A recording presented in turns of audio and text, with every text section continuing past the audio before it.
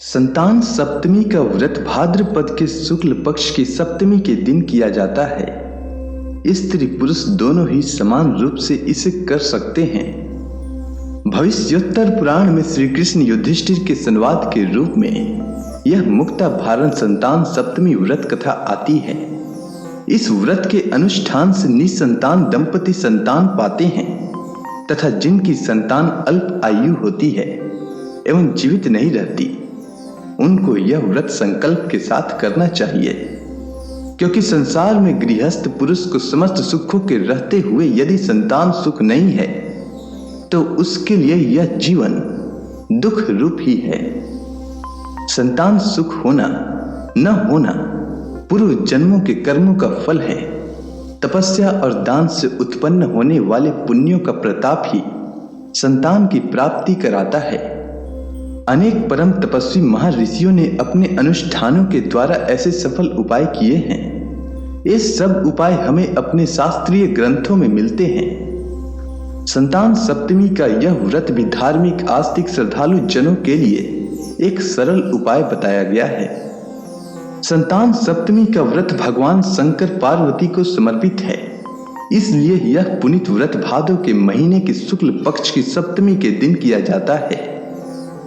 इस दिन ब्रह्म मुहूर्त में उठकर किसी नदी अथवा कुएं के पवित्र जल से स्नान करके निर्मल वस्त्र पहनना चाहिए।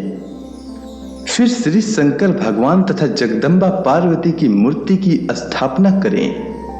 इन प्रतिमाओं के सन्मुख सोने चांदी के तारों अथवा रेशम का एक गंडा बनावे। उस गंडे में 7 गांठें लगानी चाहिए। इस गंडे की धूप दीप अष्टगंध से पूजा करके अपने हाथों में बांधें और भगवान शंकर से अपनी कामना सफल होने की शुद्ध भाव से प्रार्थना करें। तदंतर 7 पुआ बनाकर भगवान को भोग लगावें और साथ ही पुआ एवं यथाशक्ति सोने और चांदी की एक अंगूठी बनाकर इन सब को एक तांबे की पात्र में रखकर उनका षोडशोपचार विधि से पूजन करके किसी सदाचार धर्मनिष्ठ कर्मनिष्ठ सपात्र ब्राह्मण को दान में दे देवें। उसके पश्चात 7 पुआ स्वयं प्रसाद में ग्रहण करें। इस प्रकार इस व्रत का पारायण करना चाहिए। भाद्रपद की शुक्ल पक्ष की संतान सप्तमी के पश्चात भी हर माह की शुक्ल पक्ष की सप्तमी के दिन व्रत रखकर महादेव पार्वती का पूजन कर व्रत कथा को पढ़ना अथवा सुनना चाहिए।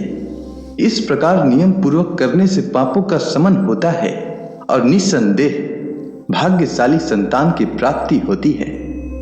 व्रती के द्वारा भगवान महादेव शिव शंकर की प्रसन्नता के लिए उनका भजन कीर्तन और चालीसा का पाठ भी किया जाना चाहिए।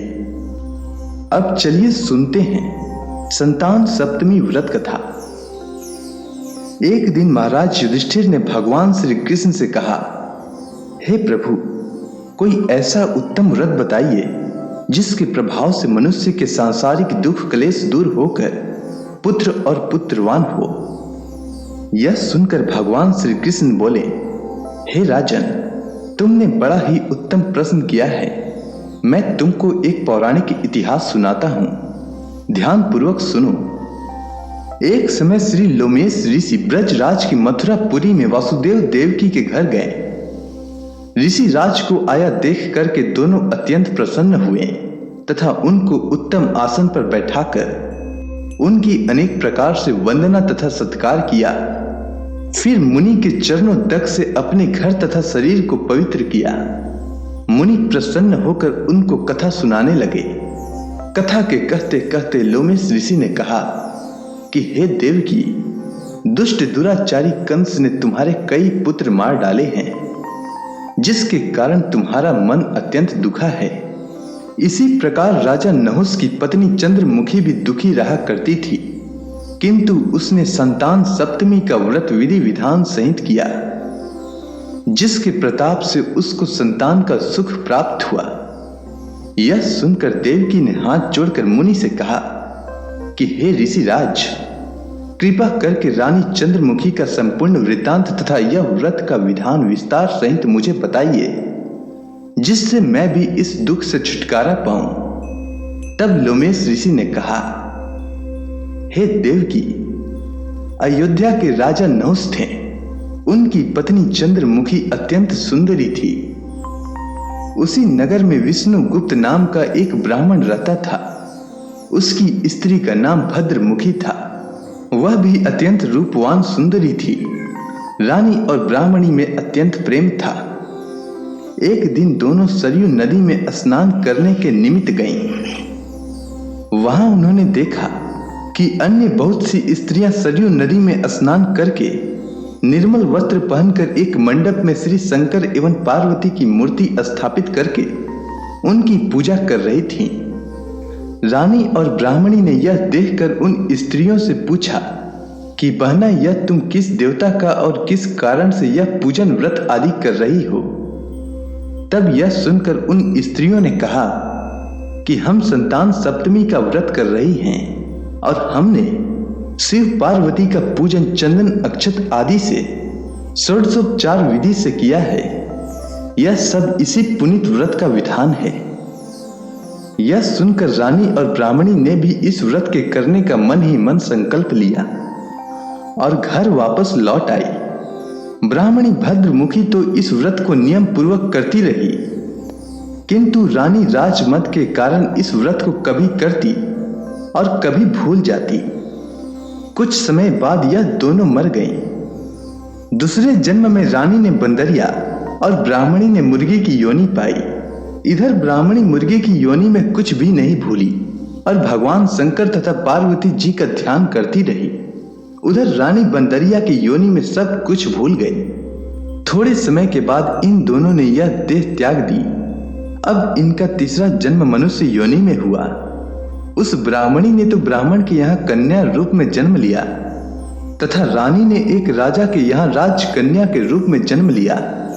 उस ब्राह्मण कन्या का नाम भूषण देवी रखा गया तथा विवाह योग्य होने पर उसका विवाह गोकुल निवासी अग्नि झील नामक ब्राह्मण से कर दिया।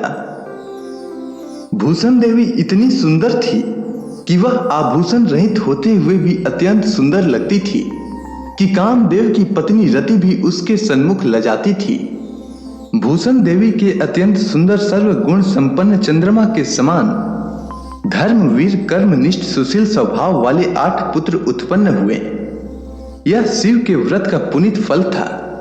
दूसरी ओर शिव विमुख रानी के गर्भ से कोई भी पुत्र नहीं हुआ और निसंतान दुखी रहने लगी। रानी और ब्राह्मणी में जो प्रीति पहले जन्म में थी वह अब भी बनी रही। रानी जब वृद्धावस्था को प्राप्त होने लगी तब उसके एक गूंगा व बहरा तथा बुद्धिहीन अल्प आयु वाला एक पुत्र हुआ और वह 9 वर्ष की आयु में इस क्षण भंगुर संसार को छोड़कर चला गया। अब तो रानी पुत्र शोक में अत्यंत दुखी हो व्याकुल रहने लगी। दैव योग से भूषण देवी ब्राह्मणी रानी के यहाँ अपने सब पुत्रों को लेकर पहुंची। रानी का हाल सुनकर उसे भी बहुत दुख हुआ, किंतु इसमें किसी का क्या वश। कर्म और प्रारब्ध के लिखे को स्वयं ब्रह्मा भी नहीं मेट सकते हैं। रानी कर्मच्युत भी थी, इसी कारण उसे यह दुख देखना पड़ा। इधर रानी उस ब्राह्मणी के इस वैभव और 8 पुत्रों को देखकर उससे मन ही मन ईर्ष्या करने लगी तथा उसके मन में पाप उत्पन्न हुआ। उस ब्राह्मणी ने रानी का संताप दूर करने के निमित्त अपने 8 पुत्र रानी के पास छोड़ दिए। रानी ने पाप के वशीभूत होकर उन ब्राह्मण पुत्रों की हत्या करने के विचार से लड्डू में विष मिलाकर उनको भोजन करा दिया, परंतु भगवान शंकर की कृपा से एक भी बालक की मृत्यु नहीं हुई। यह देखकर तो रानी अत्यंत ही आश्चर्यचकित हो गई और इस रहस्य का पता लगाने की मन में ठान ली। भगवान की पूजा सेवा से निवृत्त होकर जब भूषण देवी आई तो रानी ने उससे कहा कि मैंने तेरे पुत्रों को मारने के लिए इनको जहर मिलाकर लड्डू खिला दिए, किंतु इनमें से एक भी नहीं मरा। तूने ऐसा कौन सा दान पुण्य व्रत किया है जिसके कारण तेरे पुत्र भी नहीं मरे और तू नित्य नए सुख भोग रही है? तू बड़ी सौभाग्यवती है। इस सब का भेद तू मुझे निष्कपट होकर समझा। मैं तेरी बड़ी ऋणी रहूंगी। रानी के ऐसे दीन वचन सुनकर भूषण ब्राह्मणी कहने लगी, हे रानी सुनो, तुमको 3 जन्म का हाल कहती हूं, सो ध्यान पूर्वक सुनना। पिछले जन्म में तुम राजा नहुस की पत्नी थी और तुम्हारा नाम चंद्रमुखी थी। मेरा नाम भद्रमुखी था और मैं ब्राह्मणी थी। हम तुम अयोध्या में रहते थे। मेरी तुम्हारी बड़ी प्रीति थी। एक दिन हम तुम दोनों सरयू नदी में स्नान करने गए और दूसरी स्त्रियों को संतान सप्तमी का उपवास शिव जी का पूजन करते देखकर हमने और तुमने भी उस व्रत को करने की प्रतिज्ञा की। तुम तो राजमद के कारण सब भूल गई और झूठ बोलने का तुमको दोष लगा, जिसे तुम आज भी भोग रही हो। मैंने इस व्रत का आचार विचार सहित नियम पूर्वक सदैव किया और आज भी करती हूँ। दूसरे जन्म में तुम्हें बंदरिया की योनि मिली तथा मुझे मुर्गी की योनि मिली। भगवान शंकर की कृपा से इस व्रत के प्रभाव तथा भगवान नाम को मैं इस जन्म में भी नहीं भूली और निरंतर उस व्रत को नियमानुसार करती रही। तुम अपने इस संकल्प को इस जन्म में भी भूल गई। मैं तो समझती हूँ कि तुम्हारे ऊपर जो भारी संकट है उसका एकमात्र यही कारण है और कोई दूसरा इसका कारण नहीं हो सकता है। इसलिए कहती हूँ कि अब से तुम भी संतान सप्तमी के व्रत को करो, जिससे तुम्हारा यह संकट दूर हो जावे। इसके बाद लोमेश ऋषि कहते हैं, हे देवी, भूषण ब्राह्मणी के मुख से अपनी पूर्व जन्म की कथा तथा व्रत संकल्प इत्यादि सुनकर रानी को पुरानी बातें याद आ गई और पश्चाताप करने लगी। अब रानी भूषण ब्राह्मणी के चरणों में पड़ क्षमा याचना करने लगी और भगवान शंकर पार्वती की अपार महिमा के गीत गाने लगी। उसी दिन से रानी ने नियमानुसार संतान सप्तमी का व्रत किया, जिसके प्रभाव से रानी को संतान सुख भी मिला तथा संपूर्ण सुख भोग कर रानी शिवलोक को गई। भगवान शंकर के व्रत का ऐसा प्रभाव है कि पथभ्रष्ट मनुष्य भी अपने पथ पर अग्रसर हो जाता है और अंत में ऐश्वर्य भोग कर मोक्ष पाता है। लोमेश ऋषि ने फिर कहा कि हे देवकी, इसलिए मैं तुमसे भी कहता हूं कि तुम इस व्रत को करने का दृढ़ संकल्प अपने मन में करो, तो तुमको भी संतान सुख की प्राप्ति होगी। इतनी कथा सुनकर देवकी हाथ जोड़कर लोमेश ऋषि से पूछने लगी, हे ऋषि राज, मैं इस पुनीत व्रत को अवश्य करूंगी, किंतु आप इस कल्याणकारी एवं संतान सुख देने वाले व्रत का विधान, नियम, विधि आदि विस्तार से समझाइए। यह सुनकर ऋषि बोले, हे देवकी, यह पुनीत व्रत भादो के महीने की शुक्ल पक्ष की सप्तमी के दिन किया जाता है। उस दिन ब्रह्म मुहूर्त में उठकर किसी नदी अथवा कुएं के पवित्र जल में स्नान करके निर्मल वस्त्र पहनना चाहिए। फिर श्री शंकर भगवान तथा जगदम्बा पार्वती की मूर्ति स्थापना करें। इन प्रतिमाओं के सन्मुख सोने चांदी के तारों अथवा रेशम का एक गंडा बनावें। उस गंडे में 7 गांठें लगानी चाहिए। इस गंडे की धूप दीप अष्टगंध से पूजा करके अपने हाथों में बांधें और भगवान शंकर से अपनी कामना सफल होने की शुद्ध भाव से प्रार्थना करें।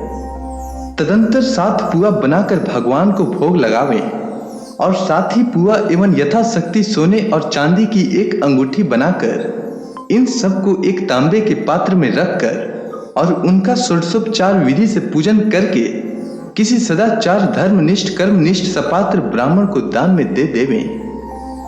उसके पश्चात 7 पुआ स्वयं प्रसाद में ग्रहण करें। इस प्रकार इस व्रत का पारायण करना चाहिए।